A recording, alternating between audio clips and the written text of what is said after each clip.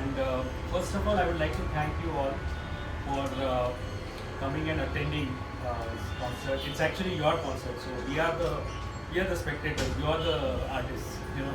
So thank you so much for supporting us, and thank you Vishnupriya and Ayat team Ayat for arranging such a beautiful Baithak. It reminds us of the old days where the Baithaks were like this, and versus having a big stage and nobody connecting with anybody. It's just people roaming around. But this is a very good setup. This is what we all dream of. Like it's really good, and thank you so much. So I'll just start by explaining a little bit about the instrument, the music, and what to expect. When you are going to spend the time here with us. What can you take back home? What can all of us take back home? And what should we appreciate, or what should we look at in the music or listen? So just a brief background. So this music, the gharana has gharanas, which are schools of music, different schools of music. And the gharana which I belong to is called Maihar Gharana. So this is Pandit Ravi Shankar ji's gharana, and it originated in a small village in Madhya Pradesh which is called Maihar. And most of these gharanas are actually places where the music originated. Like we have Jaipur, we have Agra, so many gharanas. But the concept is someone started it in that city, and then it grew into a school. So this music is very meditative, extremely meditative music. It does have an entertainment value, but primarily it is very soothing, relaxing music, and it basically comprises of, so basically the sitar. This sitar is also, it depends on the gharana which you are going to learn from. So different sitars are for different gharanas.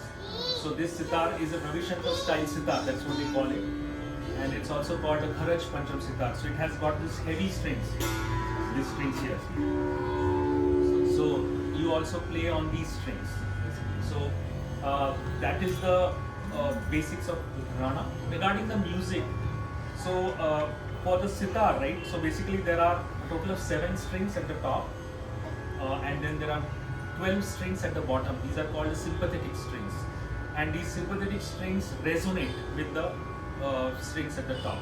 So for example, when I play the sympathetic strings, it sounds like this. So each string has to be carefully tuned to the note of what you're going to play. If it is slightly off, then the resonance will not be there. So that is the idea. And then we have these 7 strings at the top. Sitar is made up of wood. It's completely hollow. This is the sound box. There are 2 sound boxes. One is a big one here, and one is a small one here. Then the main characteristics of the sitar is what is called as a meend, which is the pulling of the string, the bending of the string. And that is possible only because we have these curved frets. If you look at a guitar, the frets are flat, so you cannot bend the string like this. This effect, and what you hear, that curved sound is nothing but this sympathetic string here below.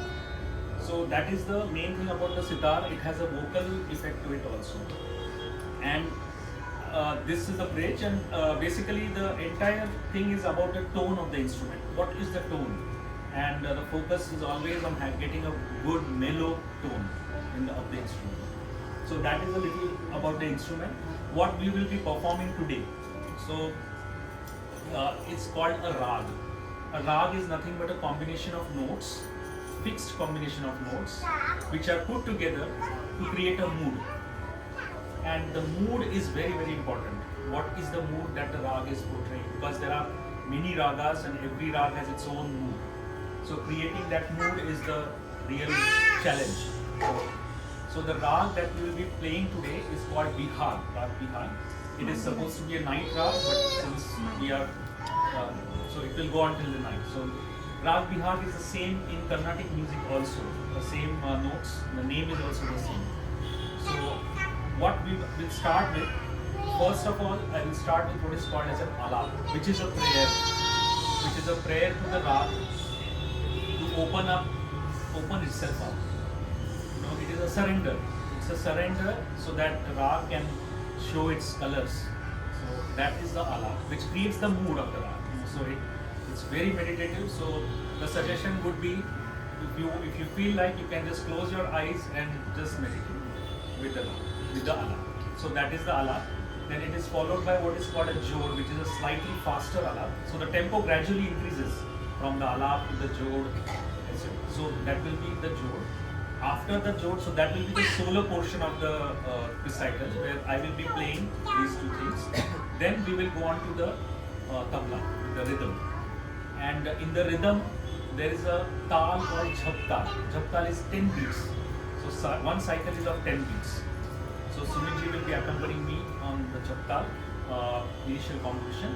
Then followed by, there will be one more composition in teen tal, which is a 16 beat cycle. A very common tal, everybody plays that, and it's easy because it's a 4x4 cycle, so it's easy to keep track. So, and then it will end with a question answer session. So all throughout the recital, you will see that Sumit and I will be talking to each other. We are continuously conversing with each other. So it's a dialogue with the instruments, and that is something you can also try, listen to or see the conversation. So there will be temperamental differences. Sometimes there will be like, oh, I want to play this, and he will say, no, I will not play this. That kind of conversation will go on. So, and then at the end of the recital, we'll have what is called a sawal jawab, which is I will ask a question, he will reply with an answer, the same pattern, and then that will end with the climax. So we'll start with Rag Bihar, and then we will go to the next piece after. Thank you.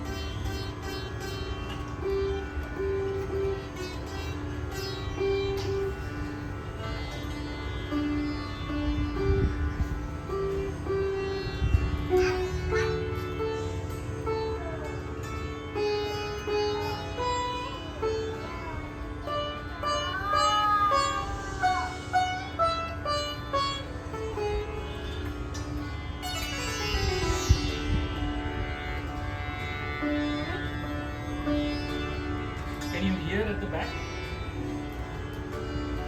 It's quite loud. Okay. Okay.